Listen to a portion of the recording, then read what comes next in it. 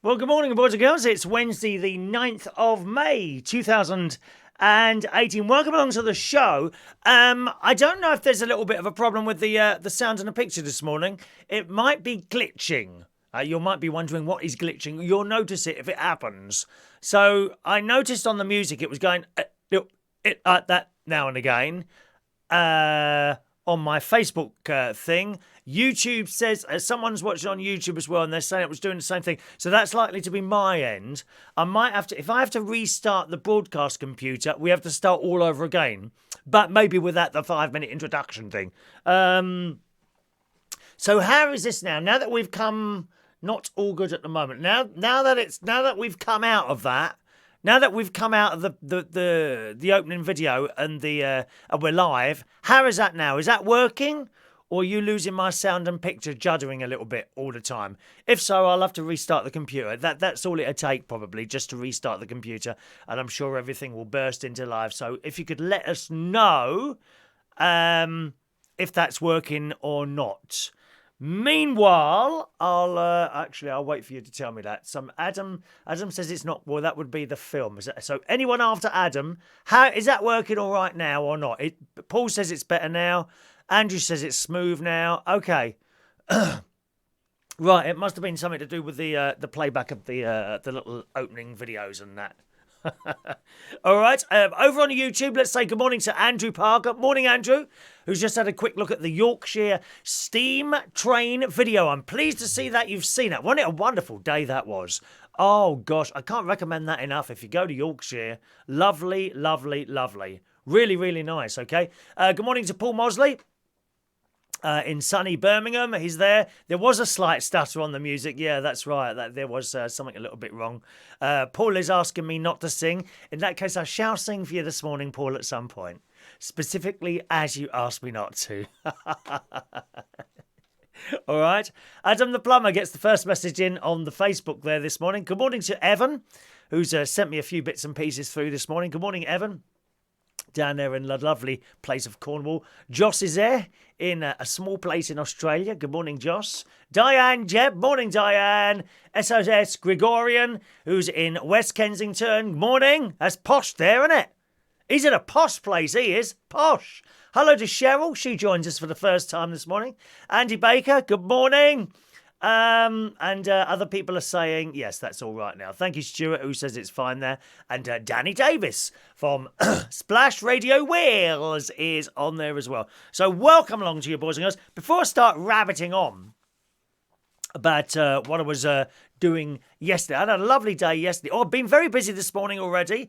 Already this morning, I've watered some of the plants, and I have performed a small operation, boys and girls. A small operation on my finger this morning with tweezers. I like tweezers, don't you? Tweezers. I had, I woke up I sleep like this, like a starfish. The whole of that's why there can be no one else in the bed. I take up the entire bed when I'm asleep. Absolutely. And as I drew my hand from under the covers, I noticed that bit there was catching.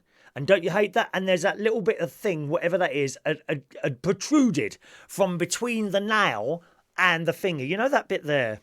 That bit there. That bit there. It was protruding and it kept catching. Oh, I hate that, don't you? And if you knock it in the wrong way, it really hurts. So I have performed an operation, boys and girls. Dr. Chris is in the house. Dr. Chris, what do you mean, Nurse Chris? Nurses, no, Dr. Chris. Far too intelligent, very intelligent. Dr. Chris is in the house this morning and I have performed an operation on my finger.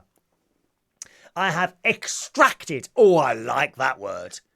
Now, there are words I don't like murder, abortion. That's one of the worst words ever, isn't it? Abortion. I mean, it just sounds horrible, don't you think? And there are words I like. And there are words I really like. And one of the words I really like is extraction. Yes, I have performed an extraction this morning, boys and girls, on that little bit of whatever it is. I don't know what it is that sticks out. Ronnie says it's just a piece of skin, but I think it's something more than that. I don't know what it is. and I have, you don't always get it the first time, do you? And if you don't get it the first time, it hurts 3 times as much on the 4th time. As I noticed with another extraction that was performed by my best mate this week. 2 extractions, actually. When I went to try on a pair of... Was it a shirt? Oh, a shirt in Moss Bros last week when I was buying some new shirts. I noticed as I took... And I was looking in the mirror and there was a hair protruding from one of my nipples. A hair. I said, here, Ron, look at this. He said, oh, I'll get that out. And he tried... 3 times he tried. Oh, no. 3 times he tried to pull that hair out and it wouldn't come. And then we're in the car a little bit later on and he come like this towards my ear. I said, what are you doing? He said, there's a hair growing out of your ear. 4 times he had to pull that out. The first time, it hurts. The second time, even more. The third time, even more. The 4th time, well, I was nearly dead for the pain. Performing extraction operations. Anyway, so this morning I have extracted whatever that thing is in between your nail and your finger, and that's gone now. So that's what I've done already this morning. Busy, busy, busy. Oh yes, Andrew says they get sore. I just use tweezers to clip off that little bit. Well, what do you mean clip it off? You have to pull it out, don't you? You don't just like if you use nail clippers. If you use nail clippers to do it, you leave a little bit. And then you catch it, you continue to catch it, and then you can't pull it out because you haven't left enough to pull out. And the tweezers keep slipping off it. Good morning to Claire L. Welcome, Claire. Nice to see you this morning. Everyone's saying hello to Claire and that. Is that picture still jumping? It is, isn't it? I'm sure I just saw that picture jumping then. Is that picture still jumping? Hello to Colin. Morning, Colin. Emad. Morning, Emad. Danny Davies, what's he saying? I won't let you perform anything on me. Well, thank God for that. Because let's face it, you're a bit old now. Bit old now, Danny.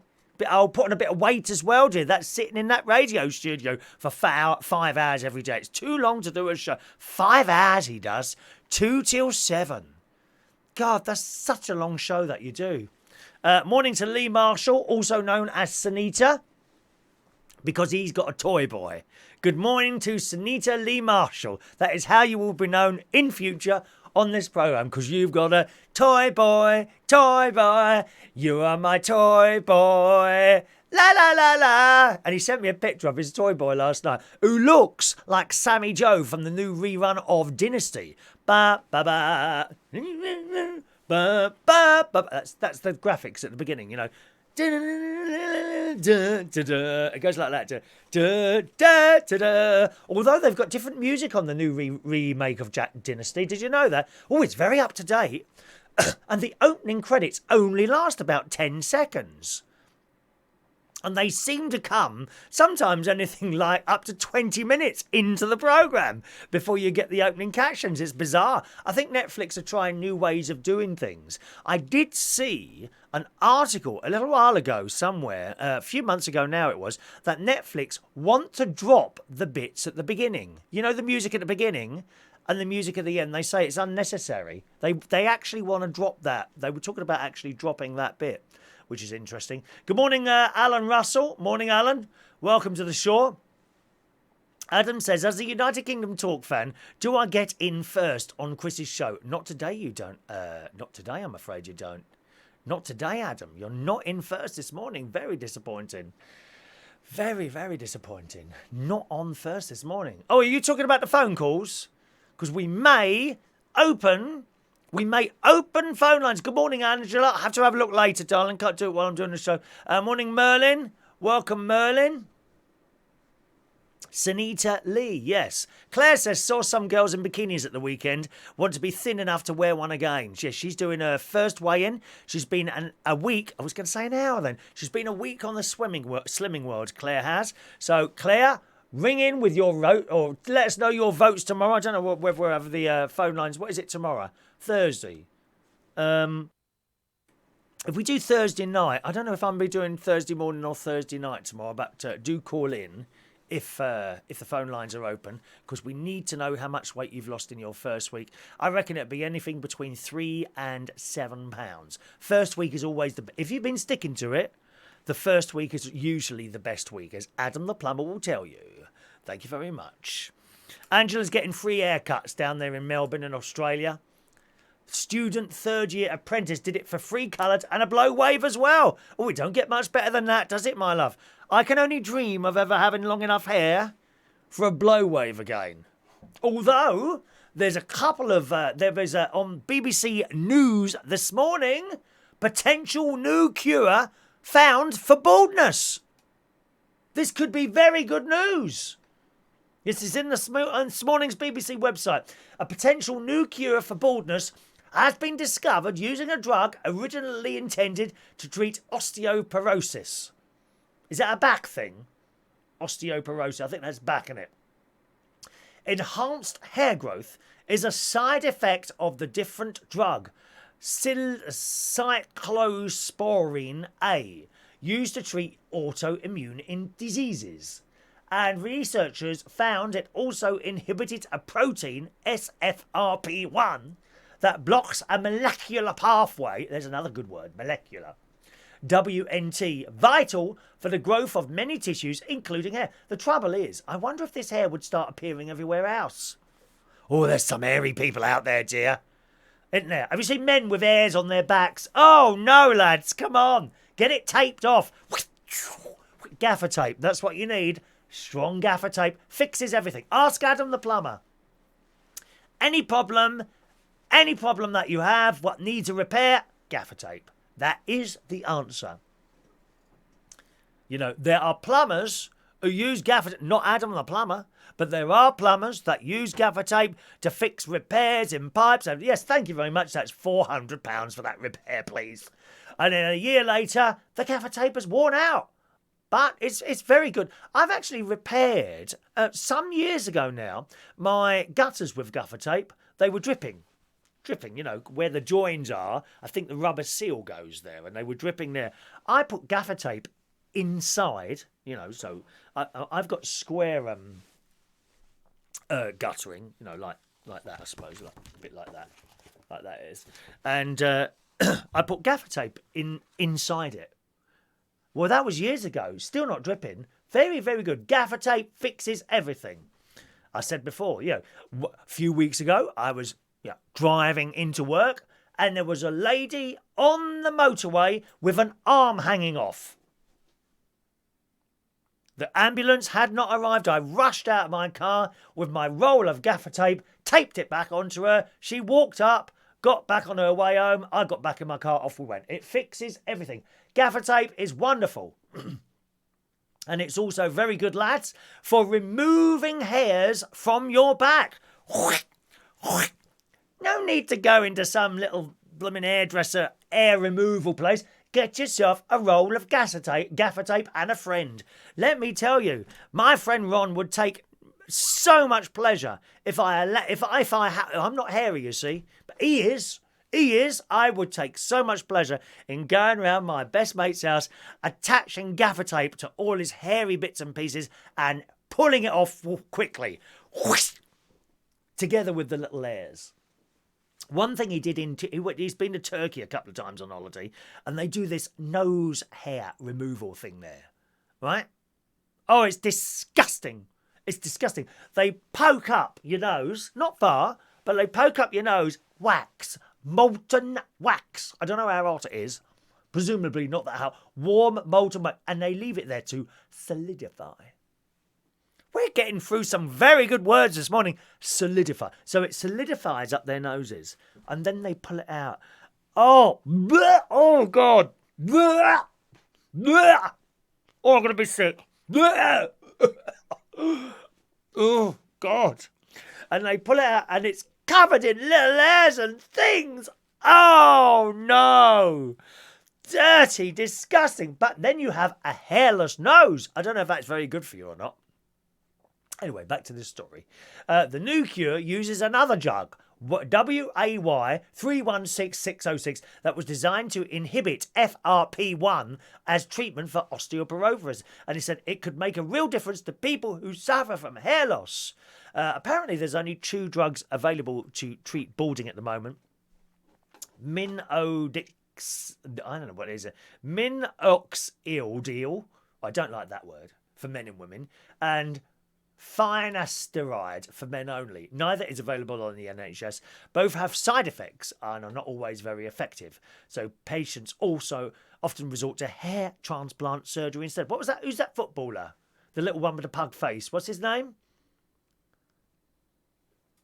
Rooney. Mickey Rooney? No. Rooney. Wayne Rooney. He's had it, isn't he? He's had the hair transplant, the one with the pokey face. Huh? Hair transplant. Yes. Mr. Rooney's had that. Looked ghastly. Looks like he got a shredded wheat on his head. Elton John had his done. His looks all right, doesn't it? Elton John. Life is a terrible thing. Is a terrible thing. Song for Guy. I don't know if that's the right words or not. So there we are. It says hair loss is a daily occurrence and generally nothing to worry about. So there we are. Some types are temporary. I've seen, actually my cousin suffers from, what's the hair thing when it all comes out? Alopecia? Something like that? Alopecia. My cousin suffers from that. She's a lovely girl. Judge Helen, we call her, because she judges everyone. She certainly judges me all the time and moans a lot. I think Helen's incorrect age, because she's over 50, I think, my cousin. Judge Helen is now over 50. But she's of the incorrect age, because she does nothing but moan. She's like a millennial. You know, like a millennial. She is. Let's have a look. How's the quiz night going on Wednesday? Very well, thank you. The last 8 or 9 have been really good. That's really picked up again. So it must have been just going for a quiet period, Alan. Sort of January, February, March time. 3 months it was quite quiet there. Good morning to Ray Reynolds. Please ask Teresa to get a move on with leaving for the over 70s. Time is running out. Yes, we need to leave the EU.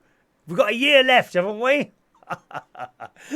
Ray is worried that his time is running out because he's over 70. Ray, I think you've got another 20 years left on this planet, my love. But please don't tell your jokes for those 20 years. All right. No one's mentioned the Eurovision. Perhaps I won't do that phone in. I don't know. No, I haven't got yours first on there, Adam.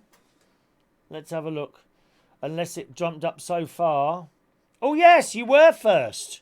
And then it was Evan, and then Joss. Didn't I mention you first? Why aren't you on that one then? One moment, please. Oh, there you are. There you are, down there. I didn't scroll down far enough there. Thank you. There we are. Good morning to Marcos. Welcome, Marcos, in Leeds. As the children, hope they're all right. Good morning, Marcos. And Martin O'Neill is with us as well this morning. Over on the YouTube, Mickey Rooney playing for Everton.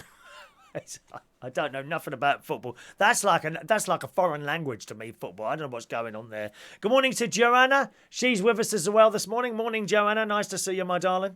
Good.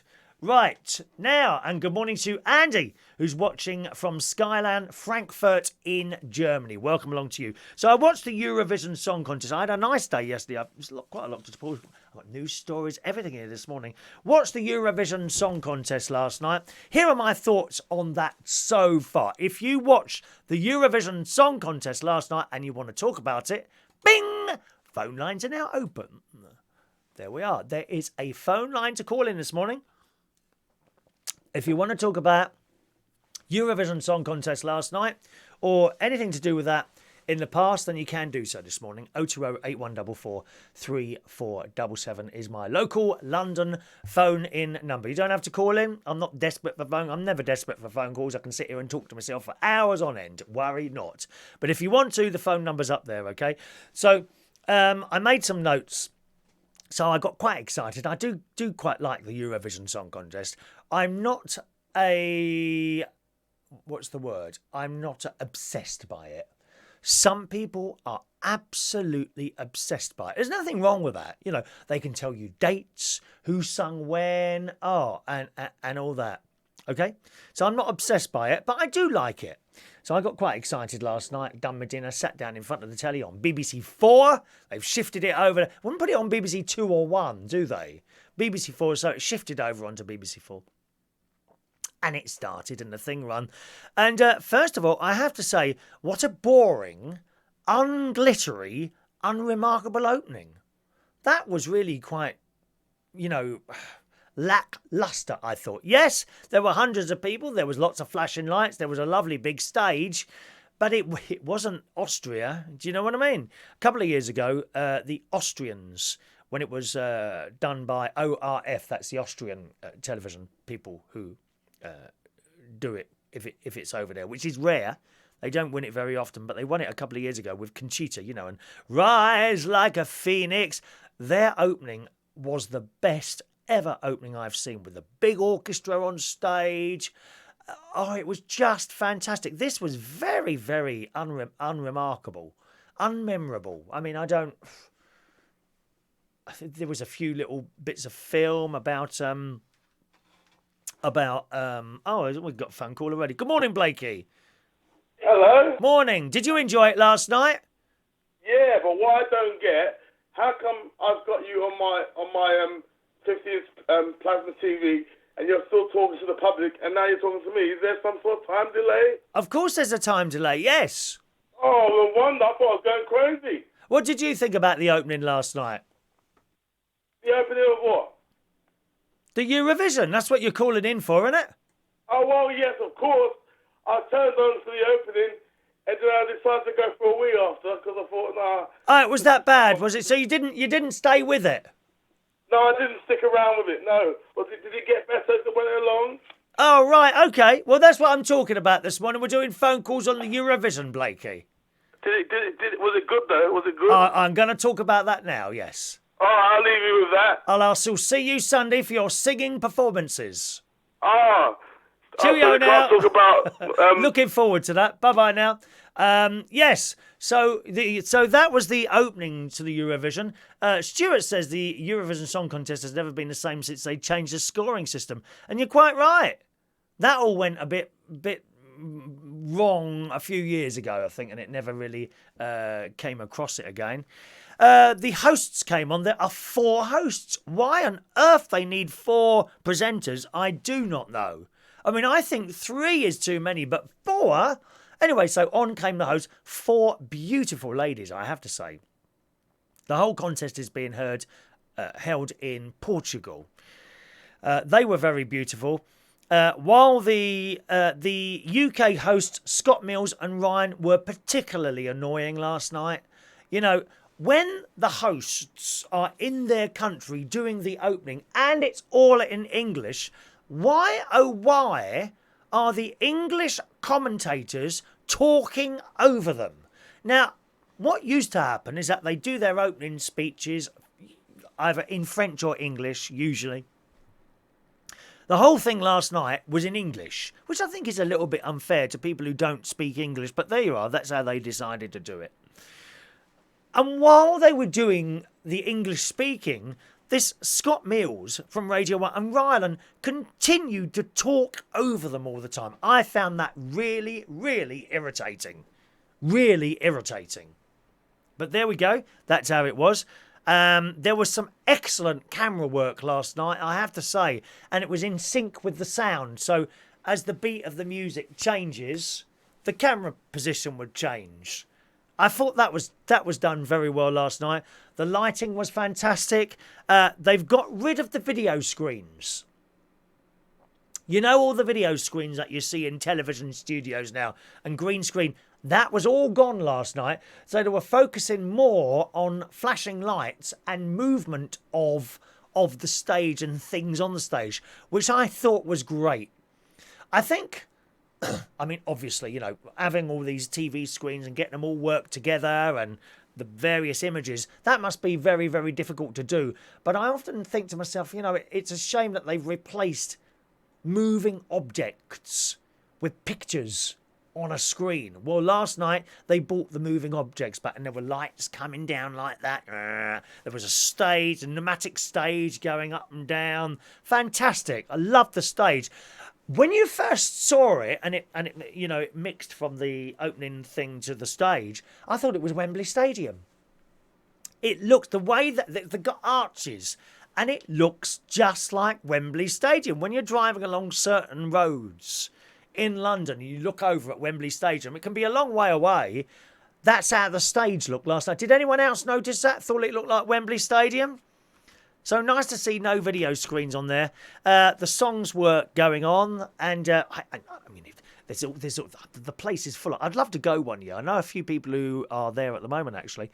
And there's so many people holding their mobile phones up like this.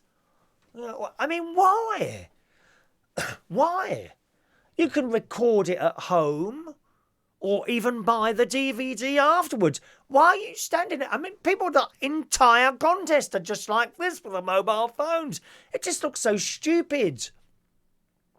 And I've got to say, most people who film things, whether it be a concert or a karaoke night, they've got no idea how to hold a phone. They're like this all the time, like this all the time, right? Now, if I did that to you, you're just moving around, they don't keep the damn thing straight. And they do it like that. Why do they do it like that? You only get half the picture. Do it like that. Do it like that, and either get it on a tripod or hold the damn thing still. There was something on the telly a couple of weeks ago, and it was actually on the BBC, and that they could not keep the blooming camera straight. They're running around all over the place. For Christ's sake, keep it still. It's so annoying. And then, so they're doing this with the phones, and then they would have got back to their hotel rooms and uploaded these dreadful pictures that are shaking around. No one's going to watch them. You're wasting your time. It's a bit like the people who do about 200 selfies of themselves all the night. Come on, be honest. Be honest. How many pictures of you do you want people to see? Huh? Any idea? Do you think they go through hundreds and hundreds of pictures of you? No. One's enough. One, you only got to do one, maybe two. There are certain people who will remain nameless, who come to karaoke nights and spend the entire night taking pictures of themselves. There's not just one person, there's several. I remember going to the Royal Albert Hall for a concert only a couple of years ago with my mate. And we were sharing a box with someone else, and there was this girl there, and it was break time, it was halfway through, and she sat on the balcony just where we'd been. We got up to go and get a cup of tea and started taking pictures of herself. No one else, only of herself, like that, with the lips, the stupid lips. Now, not everyone can do those lips. Some people, yes, I'll give it to you, can. I can't. Look how stupid I look. I look stupid. Some people can do the lips. Fellas generally can't. A lot of girls can. Fellas, you look so stupid. You look so stupid. Anyway, so she's taking all these pictures. This girl at the Royal Albert Hall. Like, we've left the box, okay? We've left the box. We've gone to get a cup of tea. We've come back 20 minutes later. She is still taking pictures of herself. Come on, you must be able to see that. You must understand that people don't want to look at endless pictures of you. I don't get it. Let's have a look here. So there we are. So that's my thoughts on the Eurovision Song Contest. I thought it was an excellent show. I thought it was really good. It was a shame about the opening. It was very, very lacklustre. The opening, just a few pictures of a little bit of a video of the beautiful country. It looks very beautiful there, Portugal. And then straight in, no orchestra to be seen. Literally, it came out of the opening thing of pictures of bits of Portugal. It faded to the concert hall. Everyone clapped and the four people walked out. There was no show to start off with. There was no beginning show. It was like there wasn't a beginning to it. That's what I'm saying. It was like there was no beginning to the Eurovision. It just went from the films of Portugal straight to the venue, at which point four hosts walked in and said good evening. Four very, very beautiful ladies. Oh, absolutely stunning, all four of them. And they walked in and said hello. And that was the beginning. There was no beginning. So the songs in the middle, I have made a small list. How sad am I? How sad am I? I sat there giving each country a score. How sad am I? And I'll have a look at those in a minute. Let's read some of your messages out. Andrew says Wembley Stadium looks like a big carry cot. Bring back the Twin Towers. Yeah. Claire says don't give the results of the Eurovision. I haven't seen them yet. Oh, but that's not the main one. The main one's on Saturday, Claire. This is just a semi-final, darling. Just a semi-final, all right? Paul says on the subject of Wayne Rooney, his shredded wheat head works for the older ladies. Yeah, well, he used to pay them, didn't he? He used to go and see the old tricks. Old Wayne Rooney. Oh, whatever, each and every one to themselves. Going back down there, Marcos says, I didn't watch it, but who won? No, the final hasn't happened yet. It's in 3 parts, the Eurovision, you see. There's a semi-final 1 Tuesday, semi-final 2, because it's become so big. Semi-final 2 on Thursday, and there's the final on Saturday, which is the one that most people watch. Alan says, I thought the Finland song was nice. Well, we'll come to that in a minute. Stuart says the Eurovision song... Oh, I've done that one, haven't I? Sorry. Good morning to Martin O'Neill, who says, I've not seen the Eurovision since about 2 years ago as I disconnected my TV from getting live stream as I refused to pay that. Right, okay. Thank you, Martin. Good morning to Joey Millen. Stuart says, I didn't see it myself. No screen. Wow. How short were the singer dresses this year? Some of them were very short, Stuart. Very, very short. Good. And Jon Trew is in St Ives in Cornwall. Good morning, John. Oh, you'll be near to Evan. Evan's in Cornwall as well. Nice part of the world. Are you on a little holiday with your child? Your child and your lady. How lovely. Good. So I made some notes of the scores yesterday. And I gave 3 countries 9 out of 10. Azerbaijan, who never got through. They never got through. And I thought it was a really good song. Azerbaijan, 9. I gave Finland 9.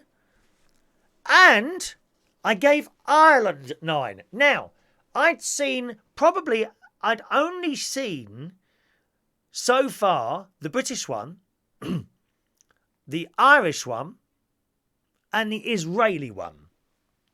Right? I'd only seen those up to this point. And the Ireland one, I didn't rate. I didn't rate when I saw the promotional video. I thought, this has got a message in it, this one, so like a political message type thing. But when I watched it on the contest last night, I thought, wow, that has actually got a lot of meaning, that one. It's nice. It's a story. They're telling a story with that one, and I watched it, and a tear appeared in my glass eye, boys and girls. A tear appeared in my glass eye. So I put that up to 9 points. So there we are. Other scores I gave, I'll read them out to you. There's only 19. All right. Iceland, I gave 7.5. Albania, who got through, I gave 5. He seemed to be wearing some sort of corset, a black corset. Did you notice? The Belgian one, I gave 7.5 points to. Very, very James Bond. Never got through. Never got through, Belgium, 7.5. Czech Republic, I gave 2 to. And that got through. Lithuania, I gave 3 to. That got through. Israel, I gave 4 to. I don't rate the Israel one at all. That got through. Belarus got 8 points. I gave it. Never got through. Didn't get through. Estonia, 6.5 points. She had the most amazing light-up dress. Did you see that? That's the one who did the opera. She stood there and did opera. Fantastic. A great big dress she had. And it changed colour and there was a whirlwind and all sorts. Very, very clever on the effects there. Estonia, I gave, that's 6.5. Bulgaria, I gave 4 to. That got through. Macedonia, 3. That didn't get through. Croatia, 5. That didn't get through. Austria. The Austria one is quite good. It's got quite a nice beat to it. It's got a strong chorus, but a weak verse. So I gave that 8. That got through. Greece, I gave 7 to. No, I didn't like that one. Switzerland, I thought was awful. The Swiss one was dreadful. I gave that 5. Didn't get through. Ireland I gave 9. That got through. Cyprus I gave 7.5. And there was fire every way on the Cyprus one. There was lots of fire. Oh, it frightens me, fire, does it you? So that got through as well. They also showed the Portuguese song this year, which will be on Saturday night. It wasn't part of the contest, but they get through automatically because they're hosting it. I gave that 3 out of 10 because it's almost an exact copy of the song that they won with last year, except sung by a woman. Did anyone see that? The Portuguese song was almost an exact copy of the same song that they did last year. Very strange. Spain was on there. A lovely couple, girl and boy, and they were clearly in love. They're clearly in love, and they did a little bit of the song, and oh, that was nice. That was nice. And I have to say, our entry was on there. Suri was on there, and we find out that Suri is her stage name is a combination of two of her names. So she's Susan and she's Marie. So she called herself Suri for the song contest. I have to say, it's a very good song. In comparison with a lot of those on there, I think we're way up there with the quality of the song. But will we get votes? No, I don't think so. I think we're something like 200 to 1 or something like that on the voting. 200 to 1 because it's very, very political. And anyone who tells you not is just on another planet altogether. Really. Very, very political. I thought her song was good. I heard it again last night and I thought, if you were just voting for the songs, then I think you'd get a good high score. But they don't. They're not going to give us any points at all. No one's going to give us points. They're really not. So she's got no chance at all. But I think it's way up there with the quality of stuff. I think it's a very good song, the UK song. We've had some dire songs in the past, some awful, awful songs. But this one this year is not awful. I think it's damn good.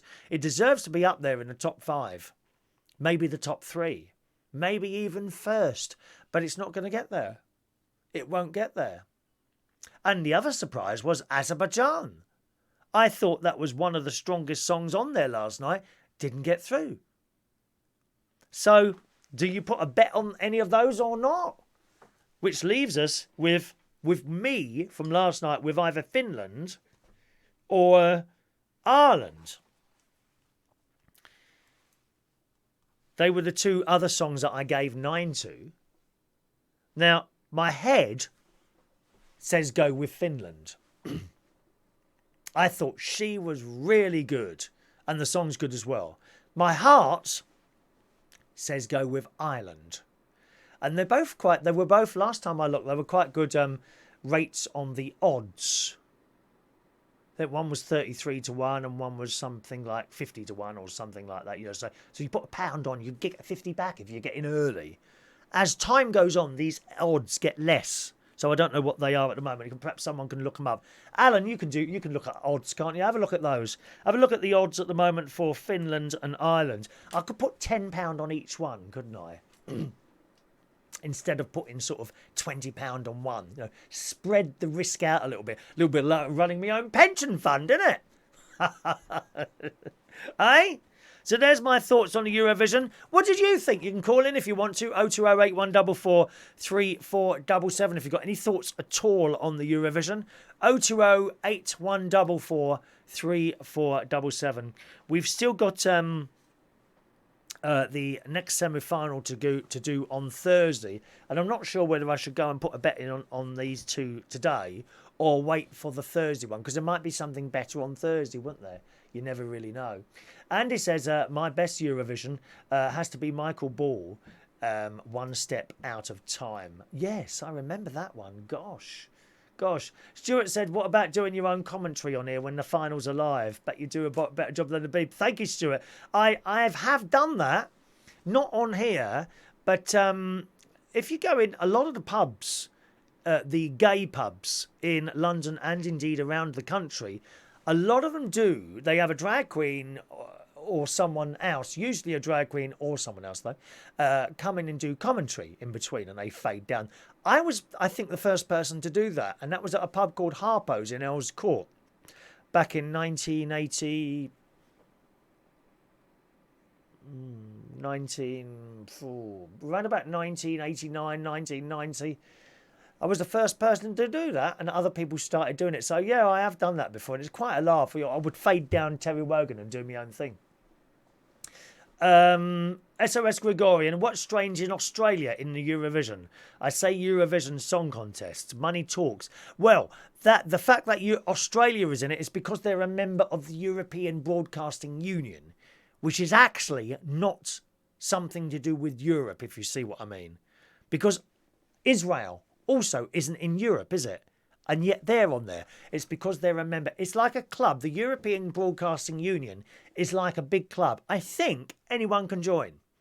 But you've got to pay into it. So if you pay into it, you're a member. Therefore, you can take the show and indeed now be in it as well. They changed the rules a little while back because it's huge in Australia. The Eurovision is huge in Australia.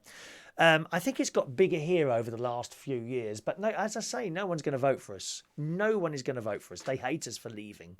And that's all there is to it. All right, I don't think there's anyone going to call in on that one, so that's okay. Claire says Iceland, Albania and Ireland were my favourites. So Albania hasn't been on yet, has it? Has that one been on yet? Let me have a look. Oh, it has, yes. See, I gave that 5. That's the bloke who wore the black corset, isn't it? I gave that 5 out of 10. Good. So there we are. Now, what's the time? Let me have a look at the time. 47. Oh, gosh. Time is getting away, isn't it? From us this morning. Thank you very much. Anyone else want to comment on that? Feel free. I'll read them out, boys and girls. And apart from that, I was wondering, if Theresa May, perhaps she can buy votes. She bought the DUP, didn't she? Can she... Can she buy votes for the Eurovision Song Contest, do you think? How much? I reckon they'd be cheaper than the DUP payment. What do you reckon? I must ring her up this morning and see what she thinks about that. Good. Okay, some other news, boys and girls. Now, a couple of you have sent me in little bits and pieces. And I think I mentioned a couple of days ago, rubbish that people leave everywhere. As you're driving along sometimes, certain parts of the country, certainly down here in the south. Down here in the south, it seems to be a lot worse than if you go up north to like Lincolnshire, Yorkshire. You can drive through miles and miles of open country in Lincolnshire and Yorkshire, and there's no rubbish on the floor. Crisp packets, empty McDonald's things. I mean, the fast food industry has got a lot to answer for, apart from providing us with nice, juicy burgers and chips. But everything seems to be becoming a bit of plastic, doesn't it? And McDonald's have done their part. I mean, they've changed a lot of their stuff over to cardboard now, haven't they? Like, for example, you get a Big Mac now in a cardboard box, don't you? Do you remember you used to get it in like a yellow polished styrene type thing? SOS Gregoria says, Armenia will vote for the UK if the UK votes for Armenia. How do you work that out then? How on earth do you work that out?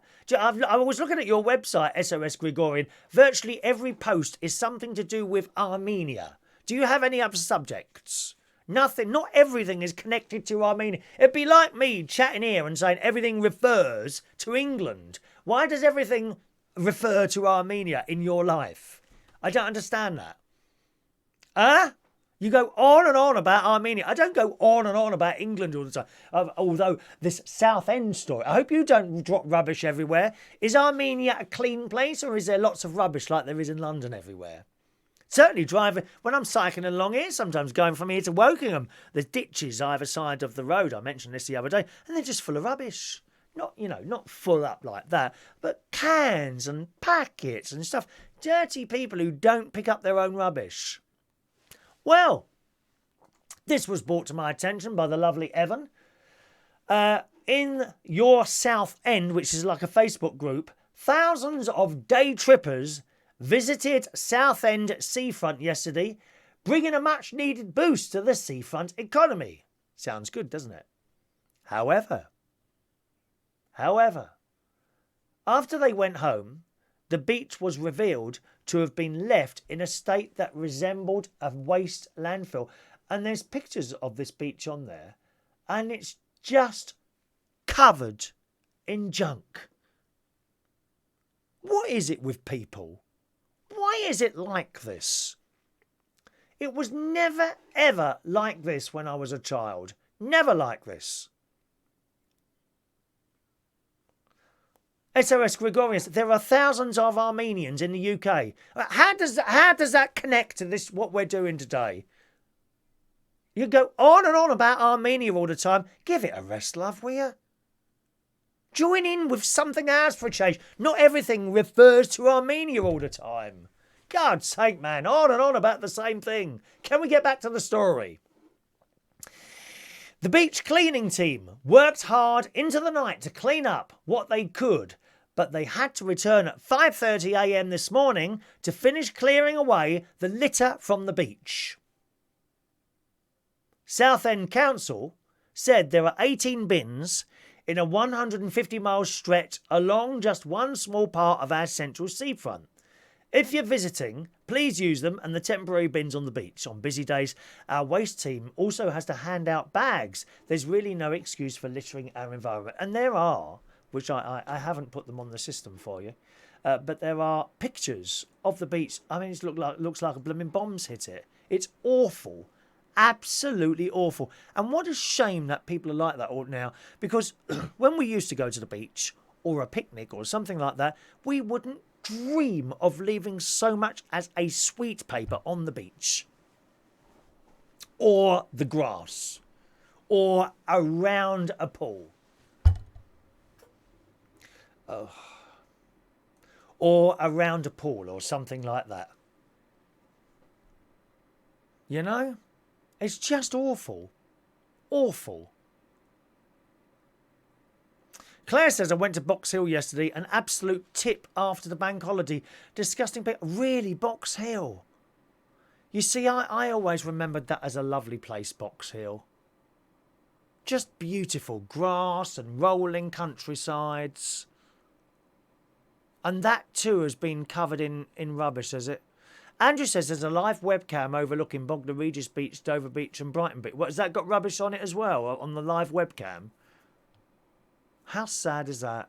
Martin says, on the rubbish, how do you feel about the way the environmental officers work and the fines they give out? I've seen some bad things. One disabled woman collapsed and he just carried on giving her the fixed penalty notice to her. Didn't ask if she was okay. She hit her head on the floor. They don't seem to be around the likes of Beach and that.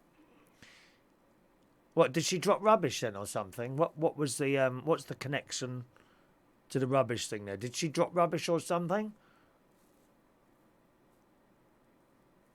I'm not quite working that one out. On the rubbish. I'm not quite sure what you're saying there, Martin, to be honest. Andy says, I went for a walk over our local churchyard and I was shocked. Broken glass, McDonald's litter and rubbish all over graves, disgusting as it was. Oh, it's awful. Awful. Oh, she dropped her blue badge. Thank you very much. So she dropped her blue badge and some you know, workman comes and gives her a fine for dropping. Oh, they're just stupid. It's like these people that give out fines for car parking, isn't it? They're stupid as well. They don't give you 2 minutes or anything like that. No, well, that's a stupid thing to do, that is. So thanks very much for that and sending that in. Do appreciate that, Evan, sending that in. Thank you very much. Dropping the blue badge and he gave her a fine for that. Oh, it's shocking, isn't it? Absolutely shocking. Andrew says dropped her blue badge and a seagull nicked it for free parking. Is that right? While I was on holiday, did I tell you? They were trying to catch crabs on a line type thing. My little great nephew was with his dad, and they had this bag of fish that the fishmonger, you know, offcuts of fish to use as bait that he left on a park bench type thing. And this great big seagull came along and nicked the entire bag. Off it went. I don't know how it opened it. Just pecked its way through the plastic. Like that. Evan says £250 fine if caught littering on Cornish beaches. Not enough if you ask me, Evan. Not enough. But you do see them. I've seen them coming home from... There's a school just over there. I think... Is it a primary or secondary? Primary school over there. I see them coming along. Bags of crisp and chocolate on the floor. As soon as they're finished, they just drop it on the floor. I wonder how we got to that, though. You know, we were never taught like that. And like bags of rubbish coming out of car windows as you're on the motorway. Only down here. Not up north. Don't see it up north. Don't see it up north at all. Back to Eurovision. Paul says Finland's 40-1. Get your money on now. Is it really 40-1? Cyprus is 11-2. That's the favourite at the moment. That's right. We're 200-1. Oh, dear me. Dear me. Angela says lazy kids today. What's it like in Melbourne? Is it very full of rubbish there, or are people generally respectful? In Australia, I found Sydney is actually not too bad at all, Sydney. You know, that's like very busy. I found Melbourne too itself. Melbourne, there wasn't like rubbish all over the place. And if you want to go posh, we'll go up in Cairns. Cairns in sort of northern Australia. Oh, that's stunning, that is. Oh, there's some lovely houses up there. There's some beautiful places up in Cairns. There you go, Angela. That's what I thought. Very clean in Melbourne. It is clean in Melbourne. It really is. Stuart said they should have left the rubbish there and handed out bin bags the next day to the day trippers. Yeah, round them all up. Round them all up, shove them in a cell for the night, and the next day let them out with bin bags, and they should go and pick up their own rubbish. It really is disgusting, though. And there's no excuse. This is why probably part of the reason that the sea is so full of plastic, because the sea will come in, clean the beach, take all the plastic out, and off it goes. Waiting for a wow to eat it. Thank you, Martin. You're very kind. Thank you, Martin. But terrible, terrible, terrible, terrible. Now, we had another little story to do today, which was sent in by someone. How are we doing on time? That's all right, isn't it? Sent in by someone. In yesterday's Daily Mail, this is Mr. Men story, okay? Now, there's Mr. Tickle in yesterday's Daily Mail, Mr. Bump, Mr. Marably, Mr. Messy, and now, apparently... Mr. Sexist. Oh, yes. Mr. Sexist. Well, we're going to close phone lines now, boys and girls. Okay, don't try and call in now. Okay, let me just close those now, darling. Mr. Tickle and Mr. Sexist. Roger Hargreaves' simple tales of the Mr. Men and Little Misses portray the female characters as less powerful, according to a study of the books. This is the PC lot again. The Little Miss characters have to be saved in the stories more than half the time, compared with less than a third for the Mr. Men, the study found. You see, this is what amazes me. Someone has actually studied these books and looked for this. You know, when Roger Hargreaves wrote these books... Do you think he sat there before he wrote the books thinking to himself, how can I make the women seem less, or the, not the women, but the female characters seem less important than the men ones? Do you think that actually went through his mind? The study reveals the male characters also have more to say in the books, with an average of 12 extra words. I mean, are you for real? The study also... Did they get paid for this? The study claims that even the names of some characters, like Little Miss Bossy... Well, we all know one of those, don't we? It's like my mate. My mate is Little Miss Bossy. Pictured below might play to gender stereotypes. It also cites examples of stereotypical passages, including, I know what the naughty little lady needs. And she managed to find herself the perfect job. She now works for Mr. Lazy. She cooks and cleans for him. Well,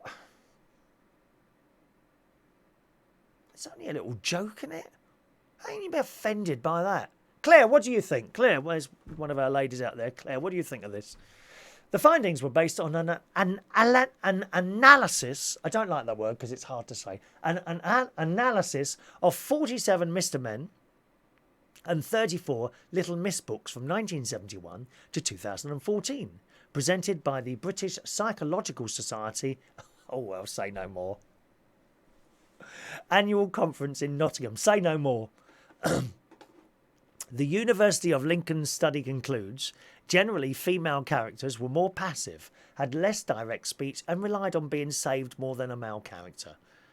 The series aimed at children aged 2 and older started with Mr. Tickle in 1971.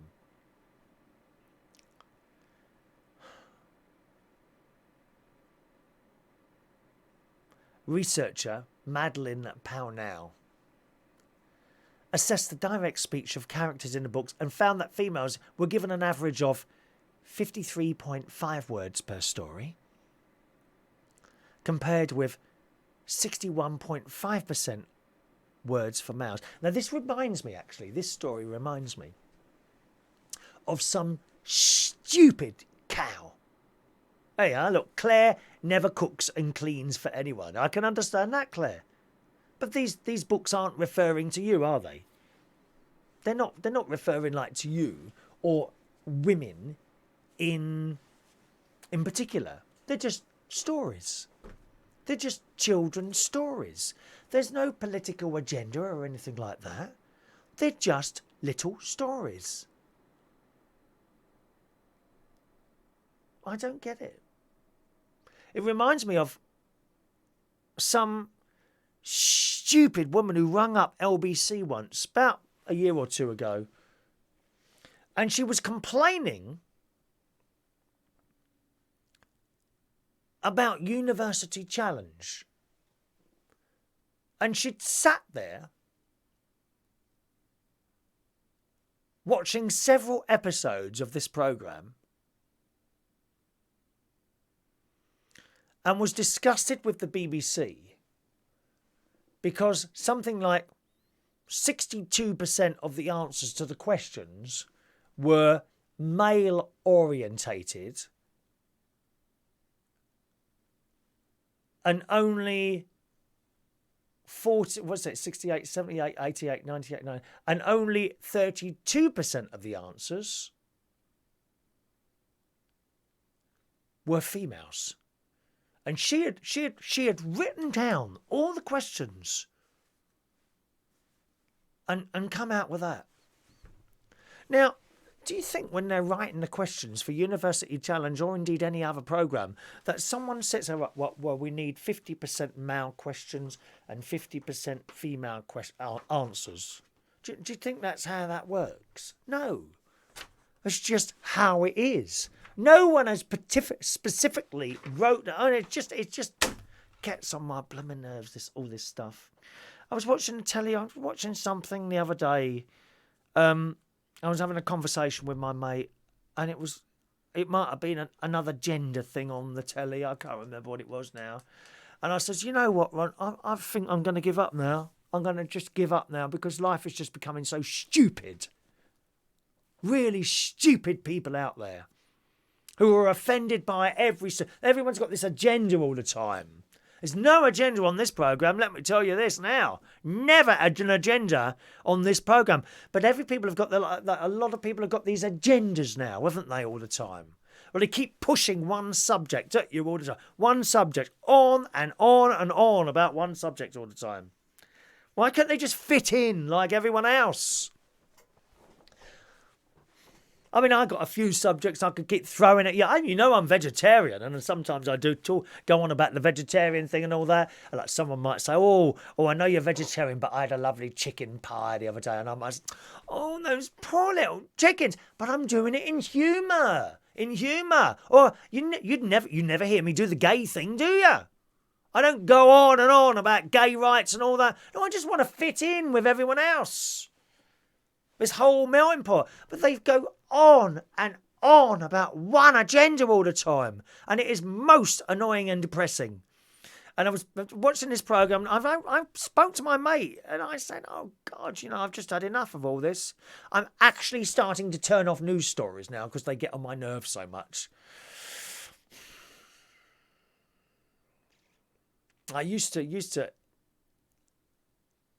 watch that Victoria Derbyshire. There's a show I've mentioned a few times, and that's just full of victims all the time, isn't it? Victims for this or that, something else. Someone with agendas all the time. That's all they want to talk about. Not gender with agendas. That's a different thing altogether. On and on. Let's have a look. Over on the messages there. Did Mr. Tickle join the army? I wish he had done. I would have joined it as well.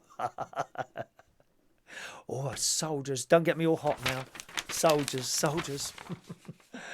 Mr. Gender Neutral self-identifying as a cardboard box. Well, this is the stupidity of it all, Grandra. I'm sick of it. Sick to death of all of it. You just want to close up. And London is a big issue with this. A lot of this goes on in London. You go up in Yorkshire or up north, there's none of this old crap going on. You know, up in Lincolnshire where my sister lives, there's a couple of transvestites up there, men who dress as ladies, and they walk around like it's just like a normal thing.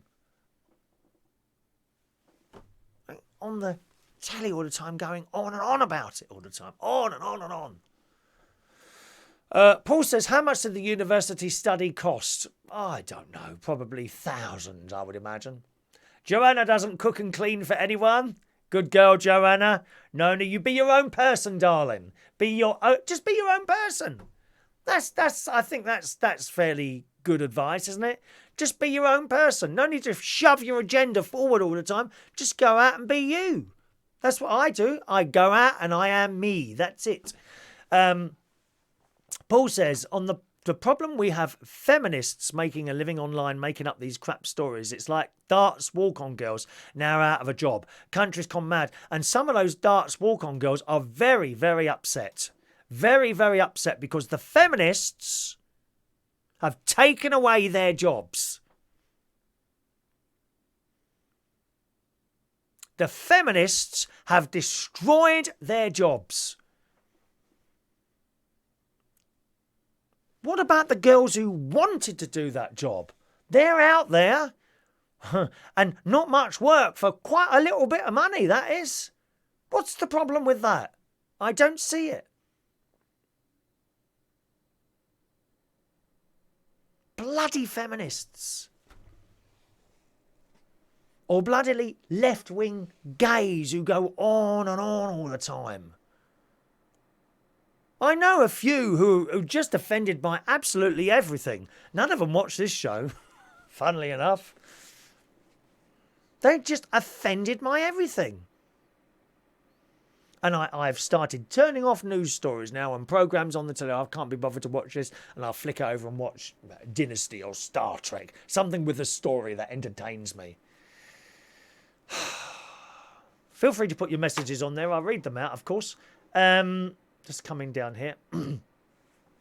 Let's have a look down here. Bum, bum, bum, bum. Martin's off. Bye-bye, Martin. Thank you.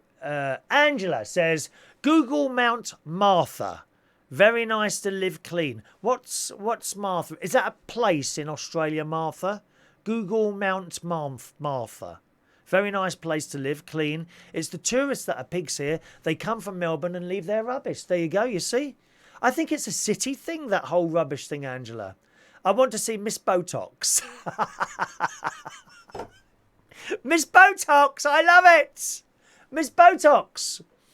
Jon Trew says, I know a little Missy Bossy, Chris. I've been married 2 years now. Little Miss Bossy. Oh, I had one in the swimming pool the other day. I never told you this one. I had this in the swimming pool the other day. Some old bag. She wasn't an old bag. She was much younger than me, probably about 35. And we're going up and down. The pool was busy, so we're going up and down in circles, right? Generally, it doesn't take much intelligence to realise that if you get down to the pool first, or you're faster than the person who gets there, then they just let you go. Right? That generally happens. There's a delightful Chinese lady who comes swimming. And She's the fastest one usually. And if we get to one end at the same time, I wait and off she goes. So this woman's gone round. I've watched her. She let someone go. Off they went. And then we did another lap. And then I got there just before her. And then she got there half a second after. And I took off and she took off at the same time. Now, I was faster than her. Quite a lot of faster. Oh no, she had to turn around and say anything. So we both stopped because we both took off at the same time. She looked around. The correct way to do it is to ask if you can go first. Little Miss Bossy. So I stopped. I looked, thanks ever so much for the advice, dear. And I carried on. I didn't look at her at all then. Once you make your point and then don't make eye contact again. A little bit the same as like, if you don't like this, you click off. I clicked off. I clicked her off in my head. What's all that about? Little Miss Bossy. Yes, dear. It's happened to some of the blokes as well, you know, who think they own the pool. When some of them do the butterfly stroke. That is most annoying. The butterfly stroke. Please don't do that in a public pool. Andy Baker, have you seen the adult version of Mr. Men? They're so funny and offer something different. Oh, I'll have to look at that. Yeah, Andrew says, no dinner for you now, John, because you've been talking about your missus like that. I bet is she or missus a good cook? Huh? I'm not a bad cook. My mum was a fantastic cook. Oh, yeah, my mum. I miss my mum's dinners. Mr. Prince Albert. Jon Trew. Hello to James Clark. Chickens and gays don't mix in a conversation. I can't get one. Who wants a chicken? Oh, no, thank you. Evan is ex-22 years old, parachute regiment. Are you really? Wow. Wow. Wow. Bit old for me, though, Evan. I don't really fancy anyone my own age. Anyone up to about 44 is okay by me. Anyone up to 44. Do you watch Dynasty? Have I tuned into 1983? No, Ant. No, Ant. The remake of Dynasty on Netflix. I don't suppose you got that on your telly, have you? Netflix. Very good. Owen Jones. Oh, Christ, don't mention him. Some young millennial upstart who thinks of himself as... Why do they keep getting him on the telly? Owen Jones. Look him up. Christ, he's got a mouth on him. That one there. Thank you. Good. All right, boys and girls, I think we're going to wrap up there because we've been chatting for hours and hours and hours now, haven't we? Let's do today's birthdays.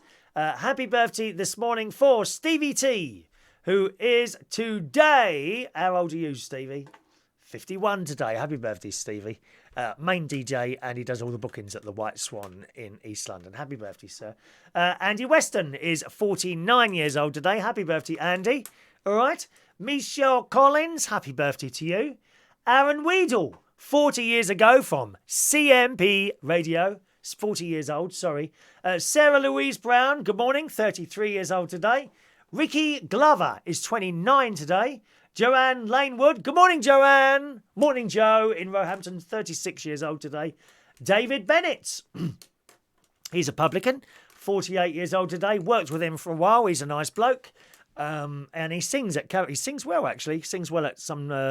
used to sing at the karaoke well. I used to do it at his place. And Rick Morgan's birthday as well today. So happy birthday to you all, gang. Here comes a song.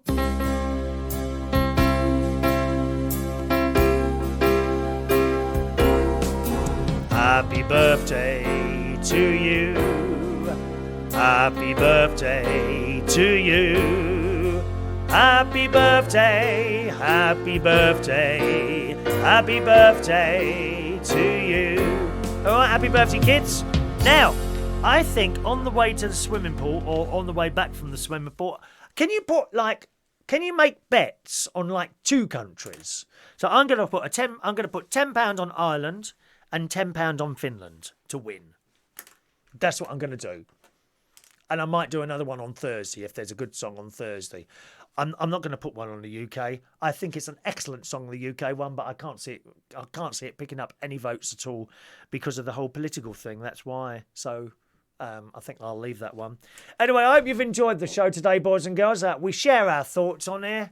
and how we are with the world. I just like everyone to get on, and stop like pushing crap at us all the time that we're not really interested in. Such a small percentage of people all the time moaning about various different things all the time. Sometimes we have them on here. There's just one subject on their mind and they go on and on about it. But that's how it is. You can always switch off. I switch off. I switch off news programmes now because I'm sick to death of seeing so much of the rubbish on there. Have a lovely day, boys and girls. If you want a little bit of fun tonight, then come along to our quiz night. We enjoy it. It's very, very easy going. It's at the King's Head Theatre Bar. Wednesday quiz from 8:30, 115 Upper Street in Islington, London N1 1QN. Okay, so that's the Wednesday quiz. Tonight at the King's Head Theatre Bar in Upper Street, Islington. Nice little questions. I can't remember what the rounds are today. Sometimes I can tell you what the music round is. Oh gosh, no, I can't remember. I can't remember what I've lined up for today. Sorry. So you'll have to come down and do it as it comes along. I'll see you again tomorrow, probably in the morning, around about 9:30. And I'm going to Apple tomorrow to get my phone fixed. Yes, broken screen. 150 quid. Dear me. Anyone want to send money? Please do. Cheerio.